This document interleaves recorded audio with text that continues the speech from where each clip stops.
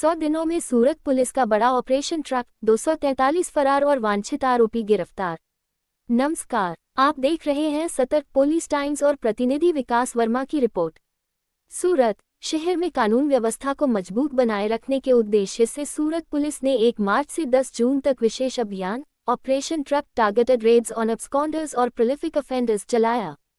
Police आयुक्त के निर्देश और अतिरिक्त पुलिस आयुक्त क्राइम के मार्गदर्शन में संचालित इस अभियान के तहत लंबे समय से फरार, वांछित तथा पैरोल फलों पर फरार कुल 243 आरोपियों को गिरफ्तार किया गया।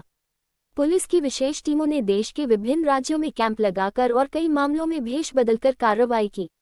लगातार 100 दिनों तक चले अभियान के दौरान फरार अपराधियों की तलाश कर उन्हें गिरफ्तार करने में सफलता हासिल की गई। गिरफ्तार किए गए 243 आरोपियों में 7 इनामी अपराधी भी शामिल हैं। इनमें उत्तर प्रदेश का 1, राजस्थान के 9, मोरबी का 1, भावनगर के 2 तथा सूरत शहर के 2 आरोपी शामिल हैं। इन अपराधियों पर कुल 2.55 लाख रुपये का इनाम घोषित था।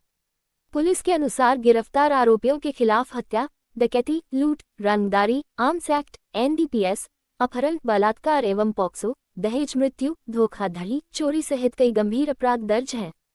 सूरत पुलिस का कहना है कि इस अभियान से न केवल फरार अपराधियों की गिरफ्तारी सुनिश्चित हुई है, बल्कि शहर में अपराध नियंत्रण और कानून व्यवस्था बनाए रखने में भी महत्वपूर्ण सफलता मिली।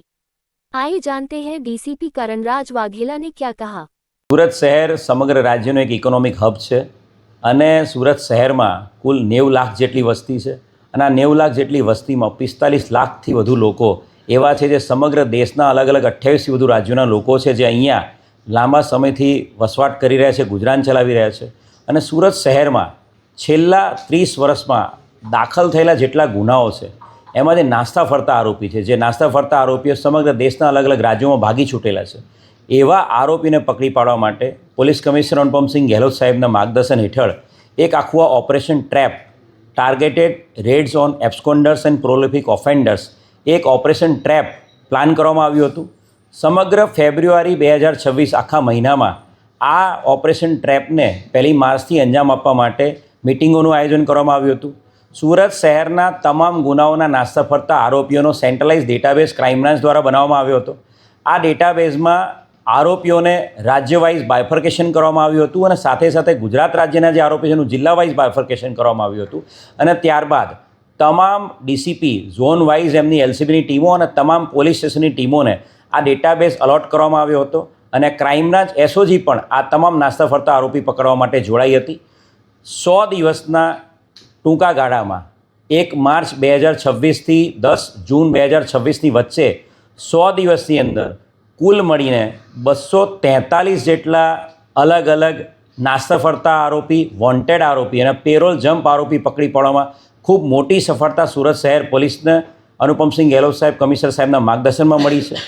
આ 243 આરોપીની અંદર ઉત્તર પ્રદેશનો 1, રાજસ્થાનનો 1, મોરબીનો 1, ભાવનગરનો 2 અને સુરત શહેરના 2 એમ કુલ 7 આરોપી એવા છે જે ઇનામી આરોપી છે, જેમની ઉપર તમામ આરોપીનું કુલ મળીને 2,55,000ની ઇનામ ડિક્લેર થયેલા હતા। એટલે 7 ઇનામી આરોપીનો આ 243 આરોપીમાં સમાવેશ થાય છે। જો ગુનાના હેડવાઇઝ વાત કરીએ તો આ ઓપરેશન ટ્રેપ અંતર્ગત પકડાયેલા 243 આરોપીમાં ખૂનના ગુનાના 18 આરોપી, ખૂનની કોશિશના 7 આરોપી, ધાડના 2 આરોપી, લૂંટના 12 આરોપી, ખંડણીના 4 આરોપી, આર્મ્સ એક્ટનો 1 આરોપી, NDPSના 23 આરોપી, ગુજસી ટોકનો 1 આરોપી, અપહરણના 7, બળાત્કાર પોક્સોના ગંભીર ગુનાના 13 આરોપી, દહેજ મૃત્યુનો 1 આરોપી, છેતરપિંડીના 75 આરોપી અને ચોરીઓના 27 આરોપી તથા પ્રોહિબિશનના 12 અને अन्य 40 એમ કુલ 243 આરોપી પકડી પાડવામાં આવ્યા છે।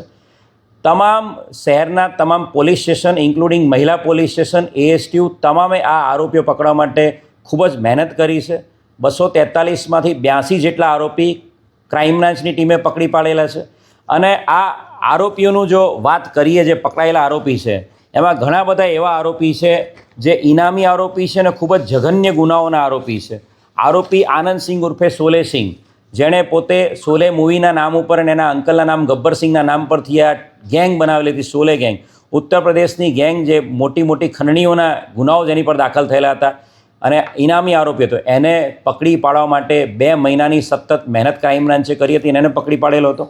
એ જ રીતે સુનિલ ઝુંબર કાળે એને સાંગલી જિલ્લાના જંગલોમાં જે પોલીસની ટીમો કામે લાગેલી હતી અને 26 વર્ષ જૂનો આરોપી છે, વોન્ટેડ આરોપી, લૂંટ અને બળાત્કારના જેની પર ગુના દાખલ થયેલા છે, એને પણ લિંબાયત પોલીસની ટીમે 26 વર્ષ જૂના વોન્ટેડ આરોપી, 40,000નો ઇનામી આરોપી હતો. જંગલના દુર્ગમ વિસ્તારમાં ત્યાંના લોકોનો પહેરવેશ રાખીને સતત 7 દિવસ સુધી એ વિસ્તારમાં મહેનત કરીને આરોપીને પકડી પાડ્યો હતો. એ જ રીતે ખટોદરા પોલીસ સ્ટેશનનો જે લૂંટનો ગુનો હતો એની અંદર 30,000 રૂપિયાનો ઇનામી આરોપી છે. એ આરોપીને પકડવા માટે પણ ખૂબ જ મહેનત ક્રાઇમ બ્રાન્ચે કરી હતી અને એ આરોપીને મહિનાઓ સુધી મહેનત કરીને એણે પોતાના પિતાનું નામ ખોટું નાખી દીધું હતું અને આખી આઈડેન્ટિટી ચેન્જ કરી હતી. તે છતાં પણ 6 મહિના સુધી વર્કઆઉટ કરીને ટેકનિકલ અને હ્યુમન ઇન્ટેલિજન્સ આધારે એને ઉત્તર પ્રદેશ લખનૌથી પકડી પાડવામાં આવ્યો હતો. 24 વર્ષથી વોન્ટેડ 10,000નો ઇનામી આરોપી ગંગારામ, એને પીસીબીની ટીમે એમની ચોક્કસ ઇન્ફોર્મેશન આધારે, હ્યુમન ઇન્ટેલિજન્સ આધારે હૈદરાબાદ જઈને 24 વર્ષથી જે વોન્ટેડ આરોપી હતો ખૂનના ગુનાનો, 24 વર્ષ જૂનો, એને પીસીબીની ટીમે પકડી પાડેલો છે. એ જ રીતે 2009ના વર્ષમાં જે ધાળનો આરોપી, 17 વર્ષથી નાસ્તો ફરતો આરોપી નાગેન્દ્ર મોનુભાઈ રામજતન પારસી સરોજ, એને પણ પીસીબીની ટીમે અમદાવાદના સનાથડ ચોકડી પાસેથી ચોક્કસ ઇન્ફોર્મેશન આધારે અને જે વર્કઆઉટ કર્યું એના આધારે પકડી પાડ્યો હતો. એ જ રીતે પીસીબીની ટીમે 8 વર્ષથી વોન્ટેડ 10,000નો ઇનામી આરોપી સુનિલ કિશોરી પ્રસાદ, એ પણ મર્ડરના ગુનાનો આરોપી હતો, એને પણ મહારાષ્ટ્રમાં સતત 7 દિવસ સુધી જે ટીમ છે ત્યાં રોકાયેલી હતી. ટેકનિકલ વર્કઆઉટ અને હ્યુમન ઇન્ટેલિજન્સ પર વર્કઆઉટ કર્યું હતું અને 2018નો આ 10,000નો ઇનામી આરોપી સુનિલ કિશોર પ્રસાદને પકડી પાડવામાં આવ્યો હતો. અને એ જ રીતે રાજસ્થાનમાં જે આબકારી અધિનિયમનો ગુનો છે એના 2015નો 11 વર્ષથી વોન્ટેડ આરોપી જહાંગીર ઇબ્રાહિમ હસન મલેક, એને ક્રાઇમ બ્રાન્ચની ટીમે એક ચોક્કસ હકીકત મળી હતી કે આ આરોપી સુરત આસપાસ વિસ્તારમાં રહેતો છે અને એની હકીકતના આધારે જે વર્કઆઉટ કર્યું એના આધારે આ જહાંગીર ઇબ્રાહિમ હસન મલેકને ક્રાઇમ બ્રાન્ચની ટીમે ઉમરા સુરત ખાતેથી પકડેલો છે. ખૂબ મોટી સફળતા સુરત શહેરને, સુરત શહેર પોલીસના તમામ યુનિટને મળી છે. સુરત શહેર પોલીસ કમિશનર અનુપમસિંહ ગેહલોત સાહેબના માર્ગદર્શન હેઠળ અને માનનીય નાયબ મુખ્યમંત્રી હર્ષ સંઘવી સાહેબ અને ડીજીપી શ્રી GS મલેક સાહેબના માર્ગદર્શન હેઠળ આખું ઓપરેશન 100 દિવસનું ઓપરેશન ટ્રેપ ચલાવવામાં આવ્યું હતું અને 243 આરોપી પકડી પાડવામાં આવ્યા છે. અને આ ઓપરેશનમાં હજુ પણ સમગ્ર દેશમાં અલગ અલગ ટીમો મોકલીને વધુ આરોપી પકડી પાડવા માટે મહેનત ચાલુ છે.